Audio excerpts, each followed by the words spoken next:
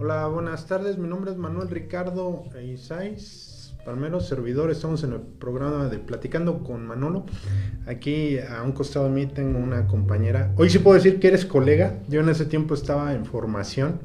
Ella ya había, pues ya tienes bastante recorrido. Así es. Hemos tenido la oportunidad de seguir teniendo cierta interacción, ¿no? Digo, por los medios, que al final de cuentas es a lo que te dedicas y es una maravilla, digo, lo que me comentaste tras bambalinas. Este, soy medio malo para pronunciar tu nombre, digo, ahora sí que No te Moraima. preocupes. Pues si te gustas presentar tú, porque psicóloga y todo lo que ha implicado tu formación, tu desarrollo y bueno, pues ojalá fluyamos como hace rato que fue maravilloso escuchar todo lo que me comentaste, que digo, caray, ¿no? Cómo es la vida y por las cosas tan difíciles que has pasado, digo, te admiro mucho esa parte, de verdad. Muchas gracias por estar aquí. No, muchas gracias a ti, Manuel. Es una oportunidad para mí poder expresar una serie de situaciones que son realmente, son complejas, porque muchas veces se piensa que el psicólogo, como que esa parte humana, la desconecta. Efectivamente, soy psicóloga desde el 2002. Tengo más aproximadamente unos 20 años dentro de la psicoterapia, aparte lógicamente de la docencia. Sí, donde nos Donde nos conocimos, ¿no? conocimos, así Así es. es. Esta parte de la docencia siempre me dediqué, por muchos años, pisé prácticamente todos los niveles, desde preescolar hasta nivel universitario. Fueron muchos años, pero la pandemia me da una oportunidad, y esa oportunidad es ser psicoterapeuta, a manera de distancia, nivel remoto. Yo en una ocasión, tras esta situación de la pandemia en donde yo vi la situación algo compleja a nivel económico, bueno, pues me doy la oportunidad, envío mis documentos a una empresa. Esta empresa se llama Enterapia, es una empresa, a una especie de plataforma que brinda acompañamiento psicológico a personas de habla latina o de habla española, y que pueden estar en diversos puntos a nivel internacional. Entonces me dan la oportunidad de poder entrar a esta empresa, y a partir de ahí se genera un aprendizaje. Total, ¿no? Digo, Exactamente. Un aprendizaje porque cada persona tiene una cultura muy específica de su nación, de su sí. país. Como la mayoría de mis pacientes son colombianos, pero también he tenido venezolanos, chilenos, ecuatorianos, salvadoreños, incluso mexicanos. Uh-huh. Pero que están lógicamente en otros países, como por ejemplo Australia, Alemania, España, Francia. He tenido de Inglaterra, también he tenido pacientes en los Emiratos Árabes, Canadá, Estados Unidos. Uh-huh. Entonces, es un bagaje porque los pacientes también, a uno como terapeuta, nos dan como la oportunidad de visualizar diferentes culturas, a pesar de que de una u otra manera predomina su cultura del país de origen. Okay. Uh-huh. Entonces, esto me ha permitido poder visualizar que lo que deja la pandemia es una situación muy en común de todos los países, o de toda, creo que hubo un punto en donde De de una u otra inflexión manera, totalmente. exactamente, en donde hubo un antes y un después. Y esto es una palabra que, a muchos, lógicamente, no me gusta usar una etiqueta, porque no me ha gustado usar etiquetas con ellos, pero que tienen toda una sintomatología de ansiedad, y que esto les ha provocado incluso ansiedad, tanto al momento en que nos dijeron, te tienes que quedar en casa, tienes que buscar una manera nueva de trabajar, y después salir. Muchos incluso no les costó tanto trabajo el entrar a casa. Muchos les costó trabajo cuando les dijeron, es momento de salir y de regresar a la empresa. Entonces fue donde de una u otra forma se desencadenó una serie de sintomatología ansiosa. Muchos de ellos incluso, digámoslo así, como incapaces de poder salir, de poder cruzar una puerta. Uh-huh. Y perdón por la interrupción, ¿no? A veces la gente piensa que es algo muy risible, ¿no? Desconoce cómo es el sentir de las personas que viven enclaustrados. Creo que la mayoría vivimos una parte de eso, ¿no? Y a veces no fuimos conscientes porque estábamos cerca de familiares, pero gente que vivía lejos es muy diferente la situación, ¿no? Así es, y de hecho, bueno, la mayoría de estas personas, eso fue lo que vivió ahora. No solamente fue, digámoslo así, en otra ciudad, sino otros muchos cambiando en ese momento crucial de país, en donde se tuvieron que enfrentar a reglas sociales totalmente diferentes. Y eso también provocó una depresión, por ejemplo, ansiosa.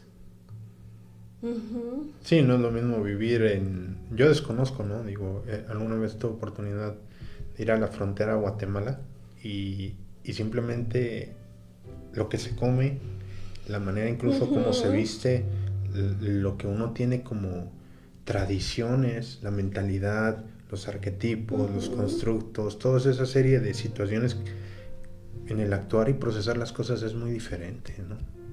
Sí, y de una u otra manera, yo creo que, bueno, estas personas, al menos a mí, me enriquecieron muchísimo y me han seguido enriqueciendo porque son historias de mucho dolor, pero también son historias de superación. Uh-huh.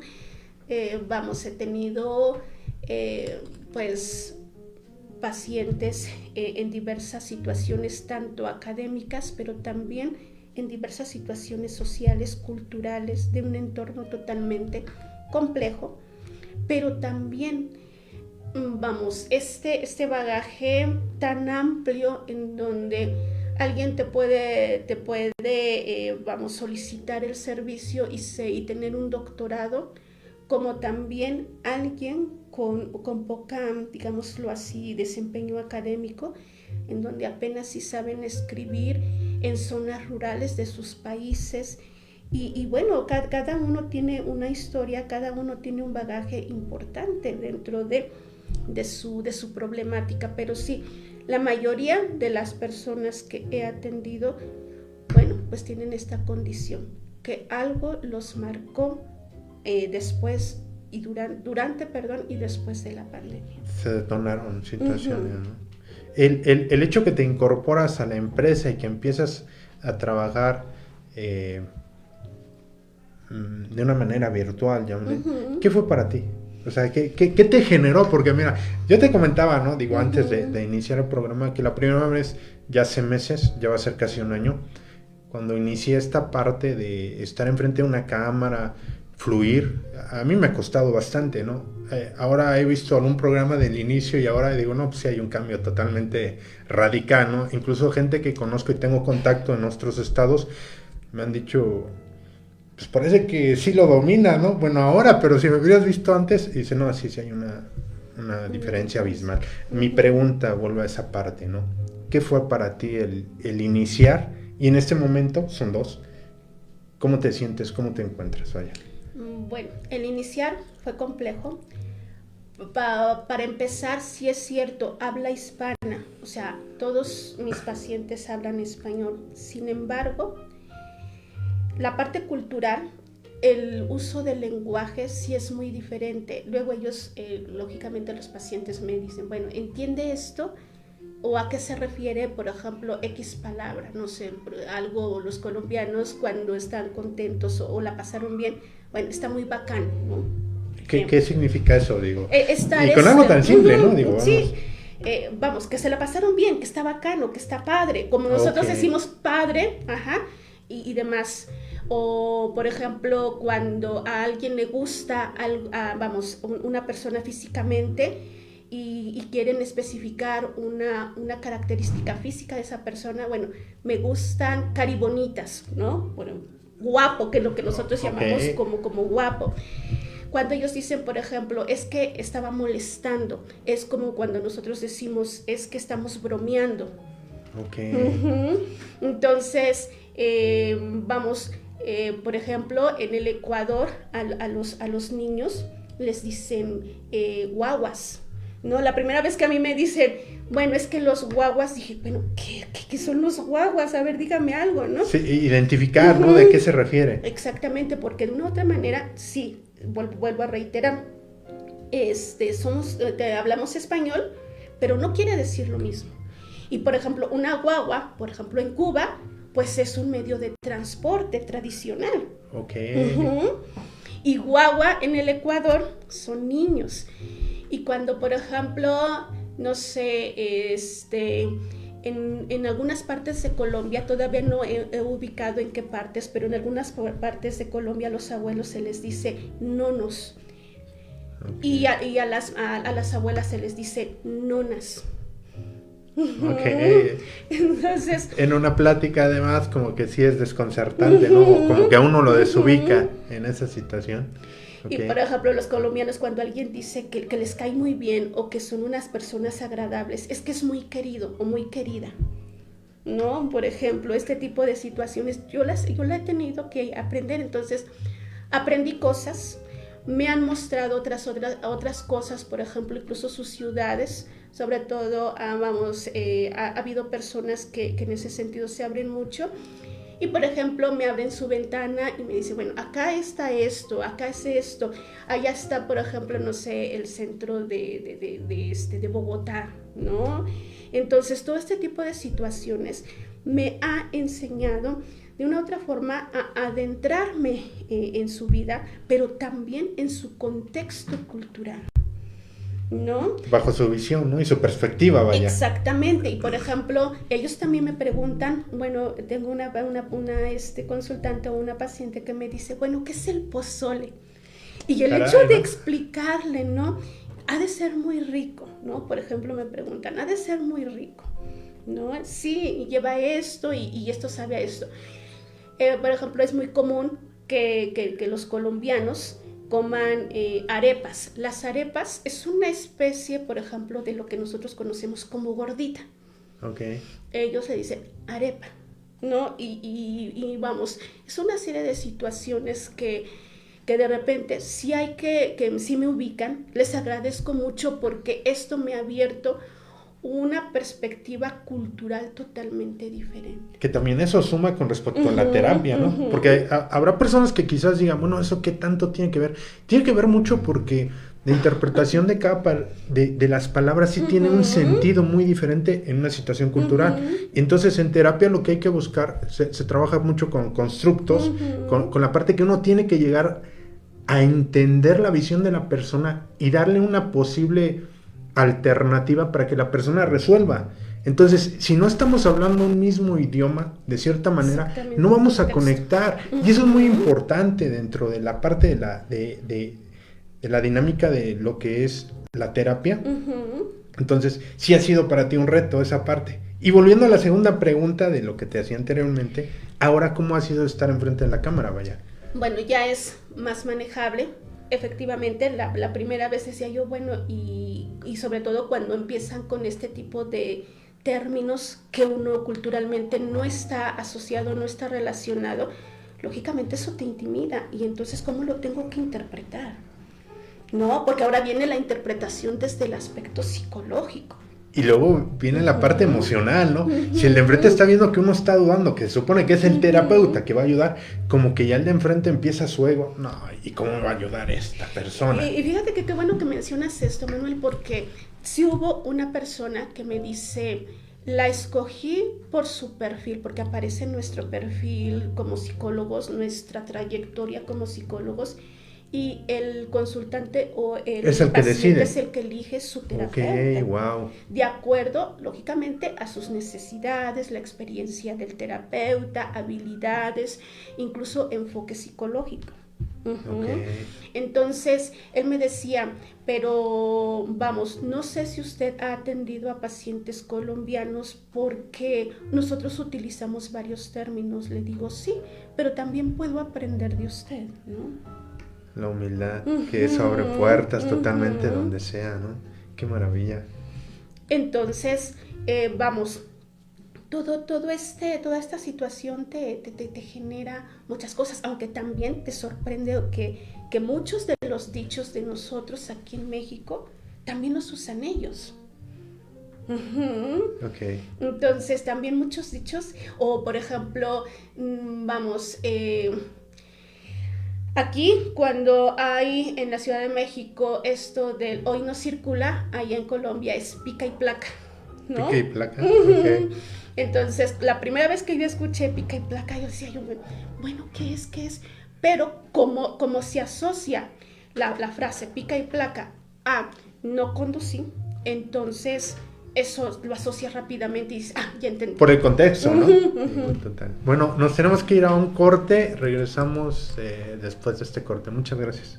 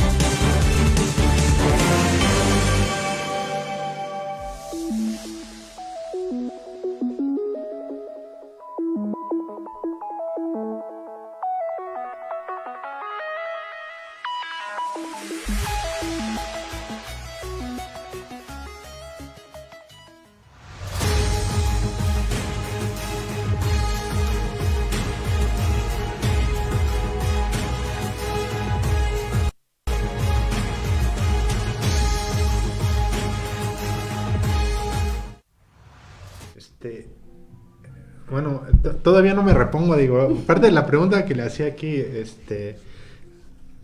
a la invitada, referente, bueno, voy a retomar, ¿no? Dentro de bambalinas dijimos algunas cosas y quiero retomar este punto. ¿Cuántas terapias llegas a tener en el transcurso del día y cómo las vas organizando? O sea, ¿cómo ha sido esa parte, no? Digo, para ti. Vamos, en terapia, que es la plataforma de en terapia.co, que así se encuentra en internet, es una plataforma que de una otra forma a los terapeutas nos da la oportunidad en ese sentido de organizar nuestros propios horarios. Entonces yo creo que aquí es una gran ventaja. Pero, por ejemplo, yo en lo personal estoy atendiendo durante 7 horas. O sea, quiere decir que es una terapia tras otra. ¿Con una duración de cuánto? De 1 hora. De 1 hora. Y la pregunta obligada, ¿no? Digo, como colega y demás, ¿cómo te reseteas, no? ¿Cómo sales de una situación para entrar a otra? ¿Cómo has logrado hacer esa parte, digo? Bueno, al principio, si te voy a ser honesta, sí fue complejo. Porque de una u otra forma, o ya sea que te quedes con el nombre de la persona anterior, y al principio, por ejemplo, los 5 primeros minutos decía yo el nombre de la persona anterior, hasta que, bueno, algo que te ayuda es que debajo de la proyección de la persona tiene su nombre, está identificado el paciente. Okay. Eso te ayuda en determinado momento a reubicarte. Ese es uno, pero también el momento de salir de la sesión anterior, dar clic en el siguiente link, eso también te da un espacio. Okay. Y por otro lado, el hecho de, bueno, yo tengo una estrategia. Yo lo que le pregunto al paciente es, ¿qué fue lo que vimos en la sesión anterior? Eso, el hecho de que él me haga una remembranza, a mí ya me ubica en el para caso. Retomar dentro de tus registros. Ay, qué buena estrategia. Y lógicamente también, vamos, yo llevo un expediente de cada uno de mis pacientes. Muy bien. Sí, pues obviamente, ¿cómo te vas a apoyar de tanta información que se genera, no? Totalmente. Qué maravilla. Oye, y dentro de esas personas con las cuales has tenido esa interacción, y culturalmente hablando, ¿con quiénes has podido tener una conexión mucho más rápida, vaya? ¿Qué crees? Que sorprendentemente yo pensaba que lo iba a hacer con mexicanos. No, lo he logrado más con colombianos. ¿Y a qué se debe esa parte? O sea, digo, dentro de tu experiencia, vaya. Claro, creo que los colombianos tienen un algo. Fíjate que cosa que no tenemos desafortunadamente vamos, no quiere decir, no estoy tampoco generalizando, porque también he tenido consultantes o pacientes de mexicanos y que tienen una capacidad impresionante de análisis. Pero, por ejemplo, en la cultura colombiana lo que yo sí he notado es que tienen un verdadero interés en su salud mental. Wow. Ese es uno. Ya, digo, ahí está todo prácticamente, ¿no? 2, tienen una capacidad, incluso a pesar de que no tengan un nivel académico, digámoslo así, no sé, un doctorado, una licenciatura, tienen una capacidad interna de leerse a sí mismos. Vamos, muchas veces ya llegan con que, bueno, me he dado cuenta de esto, cada vez que yo hago esto me he enfocado, no soy psicólogo, y ellos me lo dicen, no soy psicólogo, pero me he dado cuenta que cada vez que me enfrento a una situación, digamos, psicológica importante en mi vida, eso a mí me impacta y me comporto de esta manera. Eso como terapeuta te ayuda bastante. Pues que se autoobserve, ¿no? Es una habilidad, ¿no? Y cosa que no sucede con el mexicano. Al mexicano, el mexicano en muchos aspectos quiere que le des todo, que le digas prácticamente la solución. Y eso es lo que sí conflictúa. Y es que a final de cuentas eso, fíjate, hoy tuve la oportunidad, me reubicaron. Dentro de unas semanas va a venir un amigo que me ha aportado mucho, un saludo para él, sacerdote Carlos Murillo. Él me ha aportado mucho, me ha ayudado mucho. Entonces, curiosamente platicaba precisamente con una chica y me dijo algo bien crucial, se llama Lucía, por cierto. Ella me decía que una de las situaciones bien importantes, comparto contigo, lo que acabas de mencionar, es de que para que la terapia funcione es que primero la persona debe de querer, no hay más. Y una de las partes importantes yo le dije, bueno, ¿por qué lo hiciste? Ella tuvo una situación de quiebre y me comentó algo bien crucial, súper importante, que me dijo, me di cuenta que al iniciar en mi proceso me tenía que ser responsable de mí, de lo que había hecho, de las decisiones que había tomado y de las consecuencias de ellas. Y que ha sido muy doloroso, pero ha sido muy gratificante. Y su expresión cambió, ¿eh? Entonces, yo también me he dado cuenta que a las personas, en su momento también viví esa parte, es bien complicado empezarse a conocer. Ahora, Así es. en este proceso que has tenido esa dicha digo, yo te escucho y digo, caray, ¿no? Y hace rato que te veía, digo, estoy impactado y de verdad, qué maravilla, digo, nos conocimos en una ocasión donde precisamente el director no quería, ¿no? Digo, esa resistencia, ¿no? A veces, muchas veces, a descubrir cosas muy incómodas. El proceso terapéutico es incómodo, es doloroso, pero es muy edificante, la verdad. Y yo retaría, y más que retaría, invitaría a mucha gente que se diera la oportunidad y que en ese proceso de reencontrarse, bueno, me gustaría tocar algo, digo, si tú me lo permites, digo, claro que sí, ok, y fue maravilloso, ¿no? Tú tuviste procesos de duelo, y es parte como lo que se inició en esta plática. ¿Cómo fue para ti procesar esa parte y aún así dando terapia? Porque a veces piensan que el psicólogo va a estar bien y no necesariamente, porque somos humanos, que tengamos herramientas que nos ayuden, eso es muy diferente, ¿no? Retomo, ¿cómo fue para ti tener ciertos procesos y aún así estar ayudando a otra persona? Ok, bueno, yo creo que, vamos, un poco resaltando lo que tú acabas de mencionar. Como docente, siendo, vaya la palabra, docente de nivel universitario con alumnos de psicología, yo algo que siempre les he mencionado a mis alumnos, nos dicen psicolocos porque consideran, y lo dicen de manera peyorativa, despectiva a veces, porque consideran que de una u otra manera, bueno, somos una especie de charlatanes, ese tipo de situaciones. Pero para poder entender al que esté enfrente, necesitamos aprender también del dolor. Yo les he mencionado, bueno, para entender la locura, necesitamos también ser un poquito locos, ¿no? Vivirlo, experimentarlo. Y la única diferencia entre una persona que no es psicóloga y otra es el hecho de saber, bueno, ¿qué es lo que me está pasando? ¿Por qué de una u otra forma me estoy relacionando como me estoy relacionando? ¿O por qué de determinada manera me estoy expresando en la manera en cómo me expreso?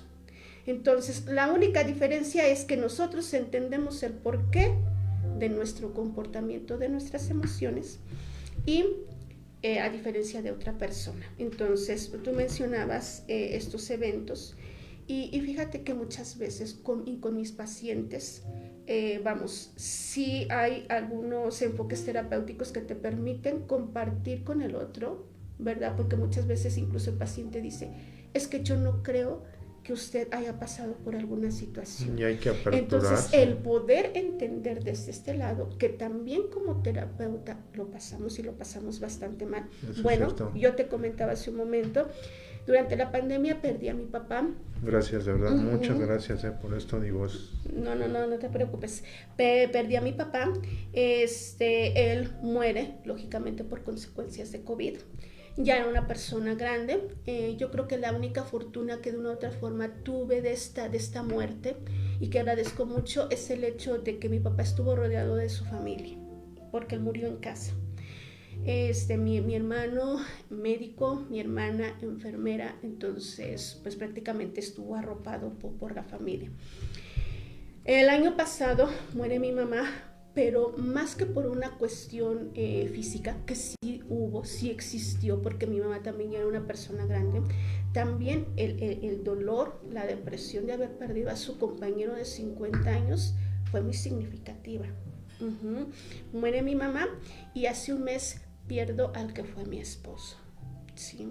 Entonces han sido situaciones difíciles, pero por ejemplo lo que te comentaba hace un momento, hubo momentos que como persona Vamos, el paciente, la persona que tenía yo enfrente me explicaba de su dolor, lloraba porque eran muertes muy recientes, sobre todo de la figura materna, y muchas veces, sinceramente, tuve el impulso de decirle, permítame tantito, porque yo sentía que las lágrimas se venían. ¿Cómo lo llegaba a controlar? Ya me enfocaba, los escuchaba, prácticamente pasaba saliva y me enfocaba en el dolor de la otra persona. Y después, te soy honesta, después de las sesiones, yo lloraba. No, ya no podía más y efectivamente yo lloraba. Yo de verdad, mira, te agradezco porque a veces hay gente que tiene una idea muy errónea, ¿no? Y todos sentimos, o sea, eso es un hecho.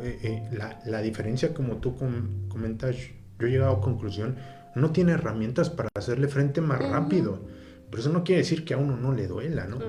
Es como un atleta de alto rendimiento. Un atleta de alto rendimiento corre y demás, tiene una lesión y se repara o se repone muy rápido porque hay mecanismos, hay medicamento, hay masajistas, y uno hace lo mismo por lo que ha desarrollado. Pero eso no quiere decir que a uno no le duela, ¿no? Entonces hay situaciones bien, bien complicadas. Yo la verdad te agradezco como no tienes una edad porque digo, caramba, ¿no? Digo, yo no estoy en una situación así. Y en el proceso que tuviste que ir asimilando, ¿llorabas y volvías de nuevo al trabajo? Caray, ¿no? Digo yo, sin palabras. ¿Qué ha significado eso para ti, vaya? Ha significado poder entender al otro, no poner términos. Porque mucha gente, sobre todo cuando pierde un ser querido, me dice, es que ya han pasado 6 meses y yo sigo llorando y me juzgan. Entonces yo veo mi propio proceso. Y bueno, de una u otra forma, como psicólogos siempre nos dicen, para un duelo son 2 años. No, espérame tantito. Han pasado 3 años y yo extraño la voz de mi papá, ¿no? Es que cada quien es diferente, o sea, y de verdad eso de estar estandarizando, yo no soy muy de esa tendencia tampoco con las etiquetas, ¿eh? En mi experiencia, en mi desarrollo, digo, habrá gente que sí, pero es que no todos somos iguales. Hay gente que en una lesión sana súper rapidísimo, hay gente que le tarda muchísimo, ¿no? Y creo que en esa parte tiene que ver.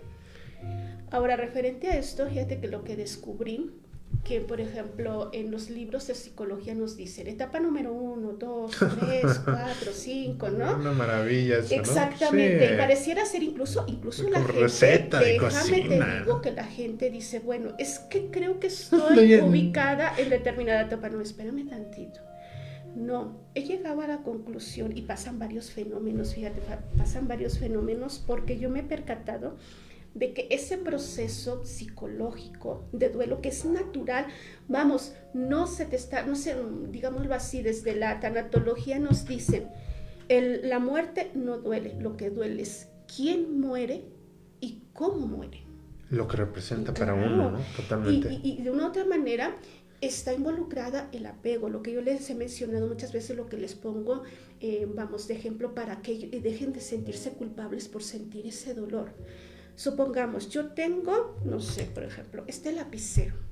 Y supongamos que yo le digo a alguien, bueno, pues, vamos, este lapicero me gusta mucho, es mi predilecto y demás. Pero después, a lo mejor yo le digo a ese alguien, sabes que estoy muy triste. La persona me dice, bueno, ¿y por qué estás triste? ¿Te acuerdas del lapicero que te enseñé? Sí, estoy muy triste porque lo perdí. La persona puede decir, oye, no inventes. ¿Estás triste por un lapicero? Sí, pero tú desconoces una cosa. Este lapicero me lo regaló, supongamos, mi papá.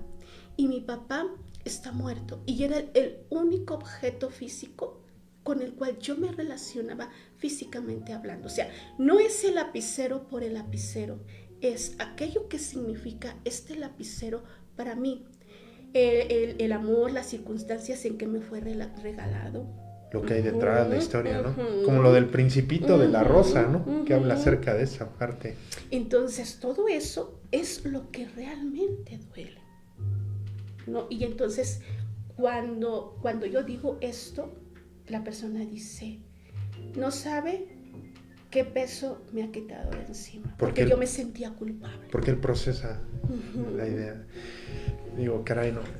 Yo te agradezco. Tenemos que irnos a otro corte y vamos a la parte final. Digo, estoy disfrutando mucho esta parte, de verdad. Muchas gracias. Seguimos. Gracias.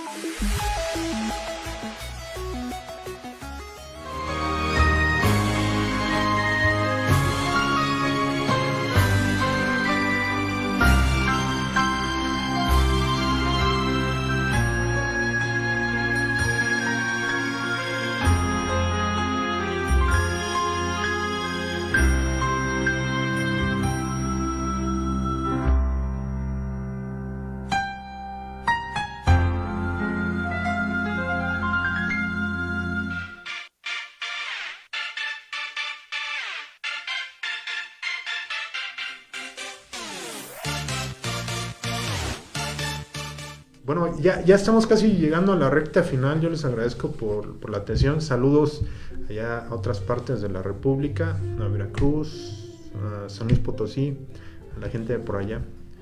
En alguna ocasión podremos ir por allá, primeramente. Y retomando un poco, ¿no? En esta parte, yo tras bambalinas te decía que, digo, la verdad, y sí te lo digo bien abiertamente, yo te conocí en una faceta, hoy que te escucho, que te veo y lo que me compartías allá y ahorita, la verdad, te admiro mucho, mucho, digo, caramba, ¿cómo te retaste a hacer algo tan visionario de cierta manera, tan, creo que ni siquiera yo ahorita alcanzo a digerir, a asimilar lo que has hecho, lo que estás haciendo? ¿Qué ha significado para ti, vaya?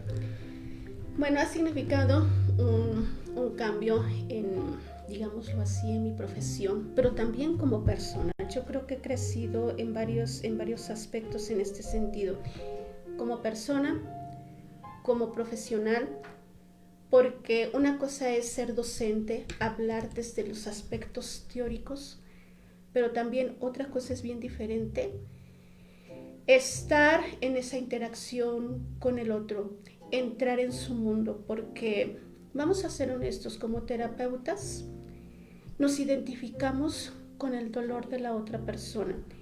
El proceso terapéutico no solamente es una relación profesional, sino también es una relación, digámoslo así, en ese sentido como de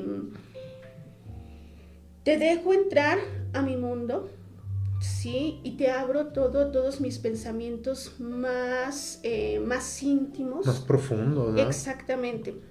Y entonces todo esto, vamos, el entrar en la vida de muchas personas, me ha servido a nivel personal, pero también a nivel profesional.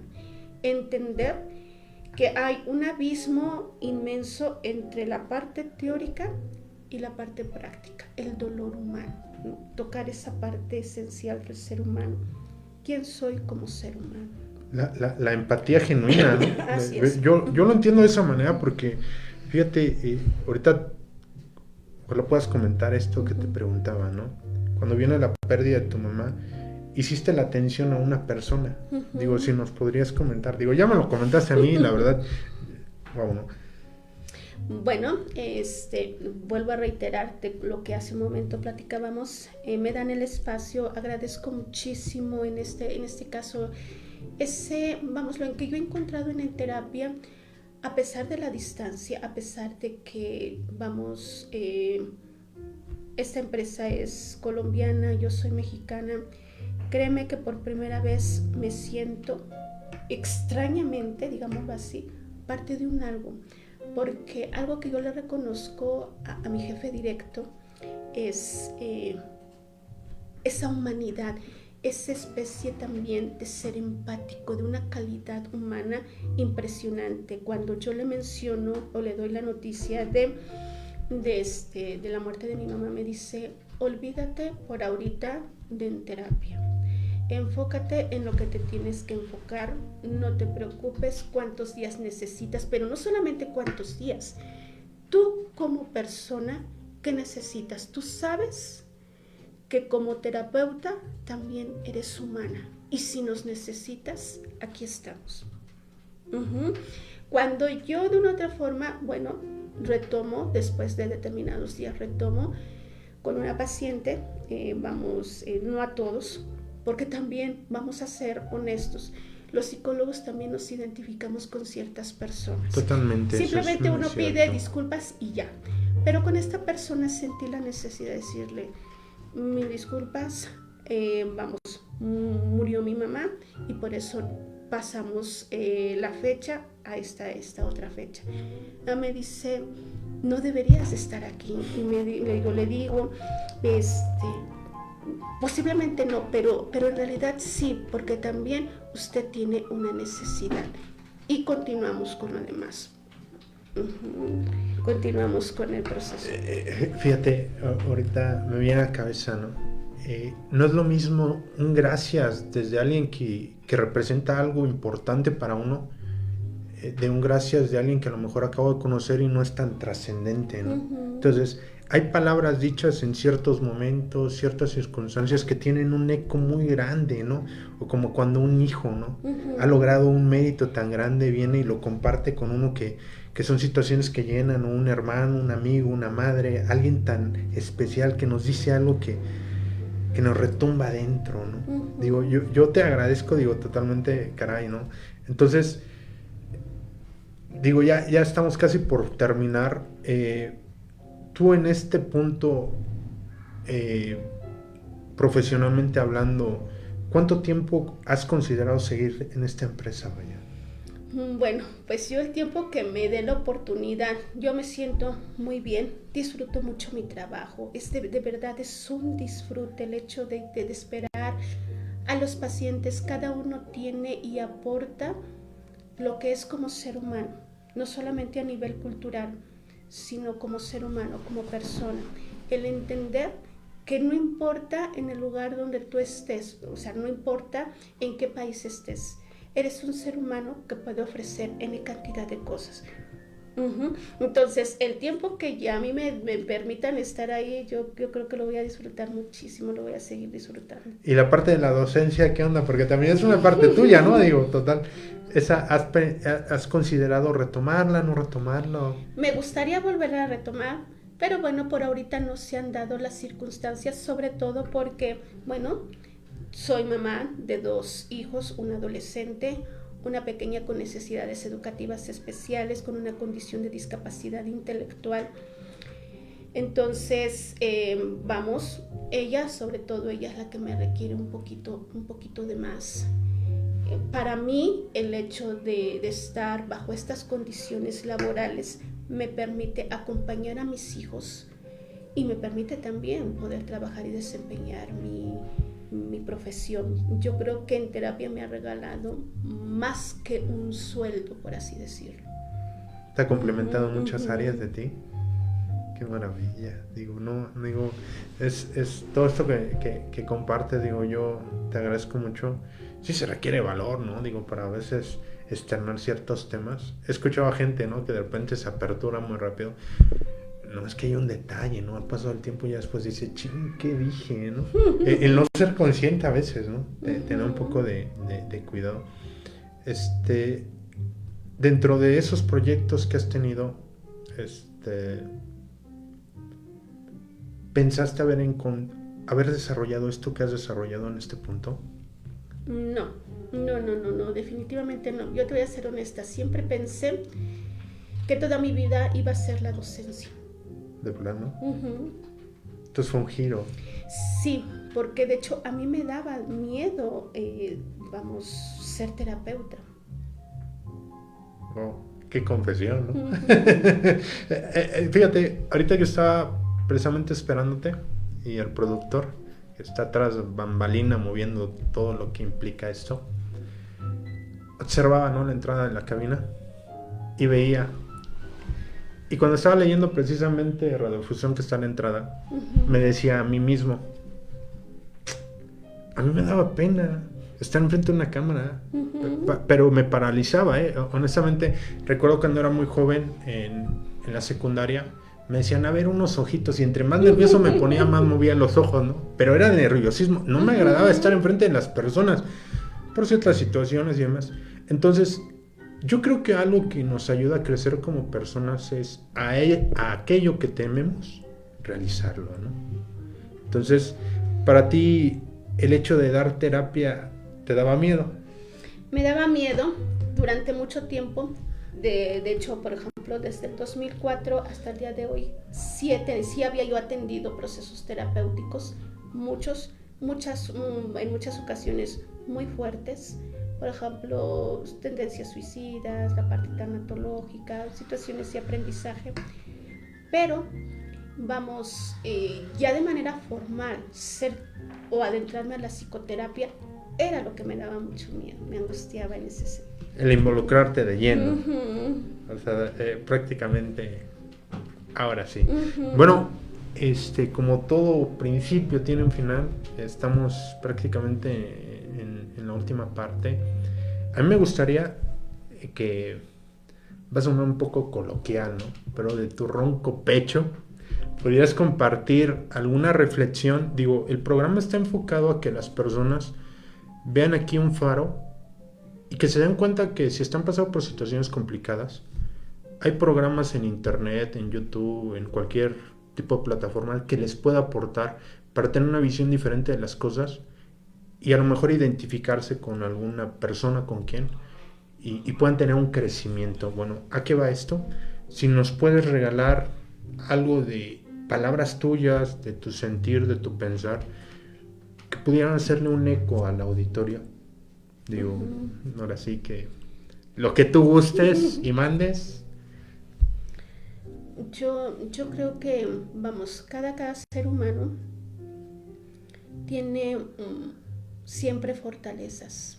Ubicar esas fortalezas, como les digo a las personas que he acompañado, vamos, en todos estos años de proceso terapéutico, siempre les he mencionado que siempre en cada ser humano hay una riqueza, que esa riqueza la deben de potencializar, porque muchas veces nos conformamos con lo que con lo que en apariencia, y lo pongo entre comillas, tenemos, pero que al final de cuentas, el hecho de darnos la oportunidad de crecer, de aventurarnos un poco, nos puede dar una, ¿cómo se podría decir? Una excelente experiencia en la vida.